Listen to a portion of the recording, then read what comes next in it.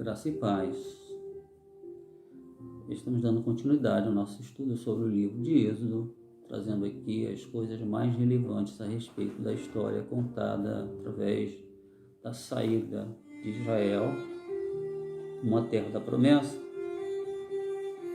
E no último vídeo eu terminei falando sobre a relação que existe entre a redenção de Israel e a saída para a terra da promessa e a vinda do Senhor Jesus.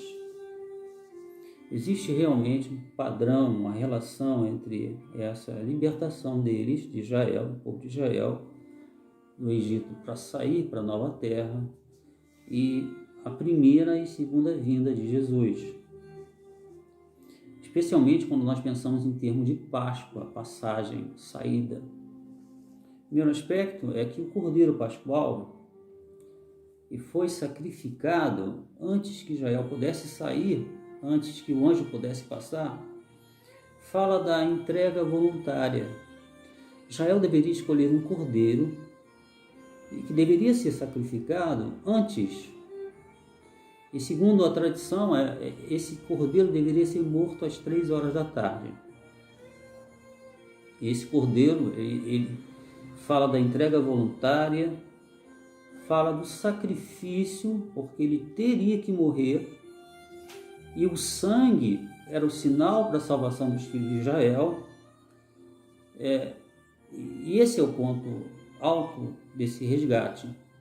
Isso fala do primeiro aspecto da vinda do Senhor Jesus, relacionado com o primeiro momento da saída do Egito para a terra da promessa.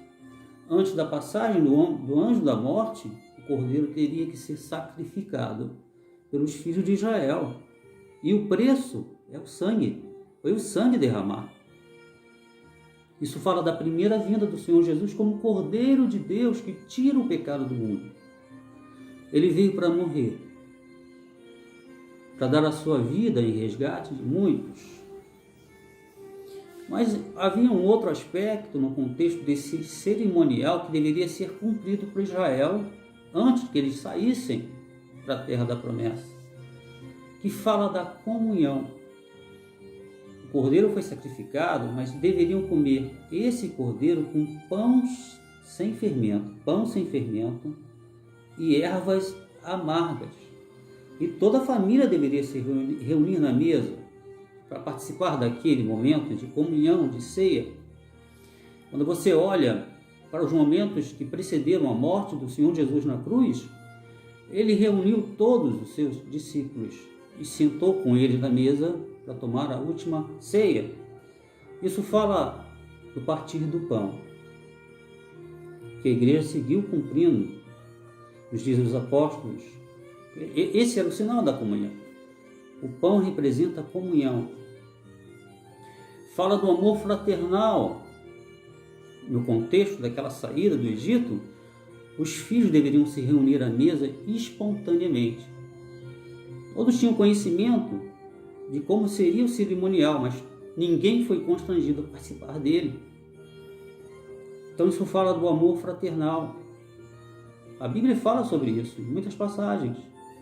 Permaneça o amor fraternal entre vocês e a fé não fingida. Será que estamos vivendo isso?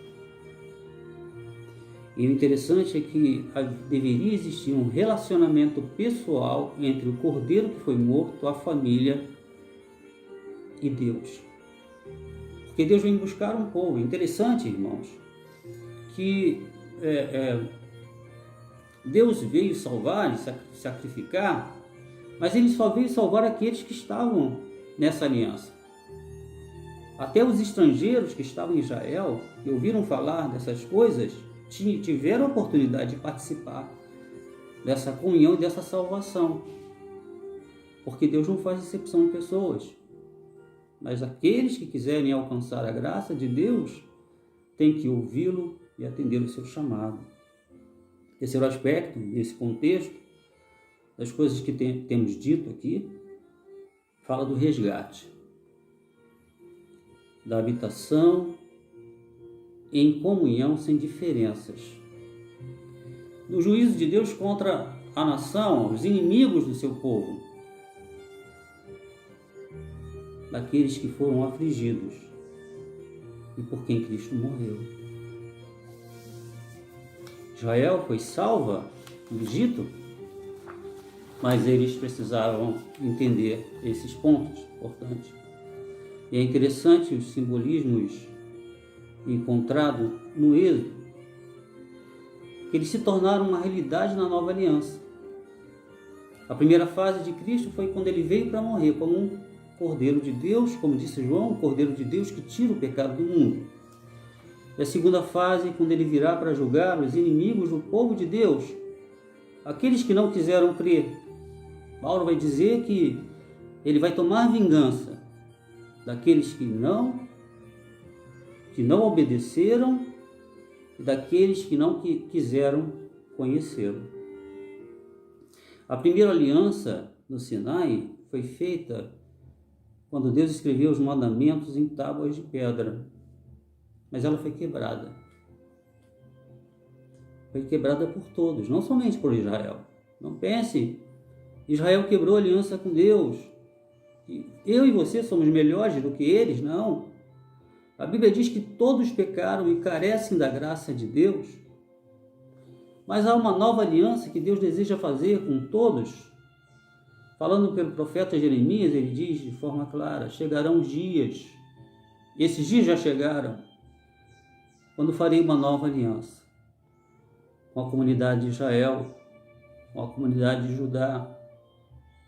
Não será como a aliança que fiz com seus antepassados, quando os tomei pela mão para tirá-los do Egito, porque eles quebraram a minha aliança. Apesar de eu ser o Senhor deles. Esta é a aliança que farei com a comunidade de Israel depois daqueles dias, disse o Senhor. Porei a minha lei no seu íntimo e as escreverei em seus corações. Terei o Deus deles e eles me serão por povo.